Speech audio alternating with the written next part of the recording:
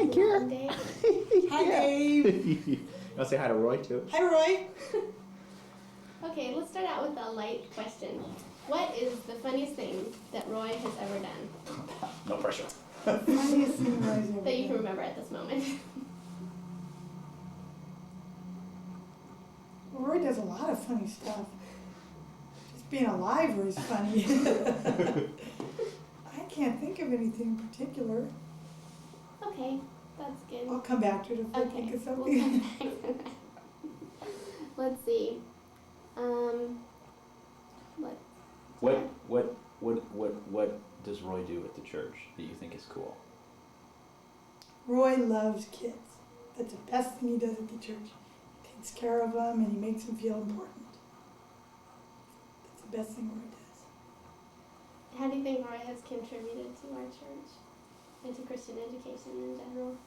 Well, I think Roy's built this program to what it is. I think that he's made kids like Sunday school, and he's made teachers like teaching, and he's just made it a priority. And sometimes other people don't take as much time with kids, and Roy always does, and I think that's the most important thing of what he's contributed.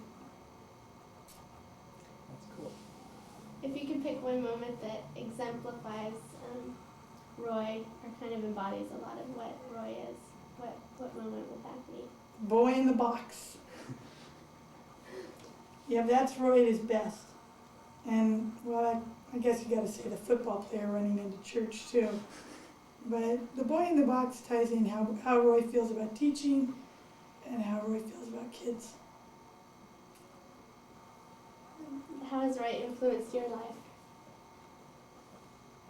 Wow. Well, being that he's my father-in-law, he's, I think he's shown me that how important it is in the work situation, how important Christian education is, and how much people need to fight to have a good program, because that's what the church is all about. You know, you can't expect the church to grow and prosper without families with young children.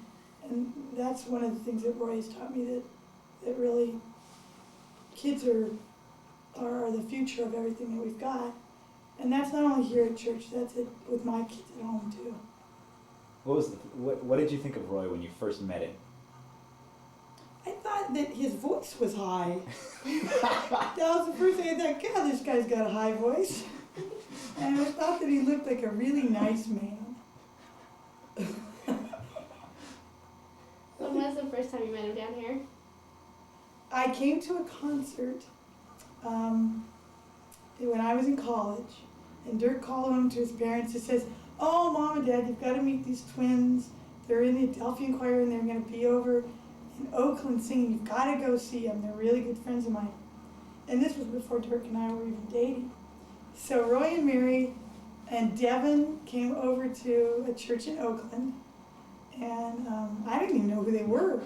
And they came up and introduced themselves, and I told them that Dirk had reached nirvana because he drank guava juice. So that's how I first met Roy. How did they react? I think they thought that Kathy and I were wonderfully odd. Kind of like their whole family. Kind of like I am. That's good. Let's see. Well, let's find out what your advice to Roy is on how he should spend his time after he retires. Roy, be nice to Mary. Clean up all your little piles. Put the shed in the backyard. And pick up your hobbies again, like your rock collecting and stamps maybe. And just have a darn good time. Should he take care of your kids all the time? And take care of my kids. Sure. Cheaper than a babysitter. Thanks, Kara. You're hot. You're the best.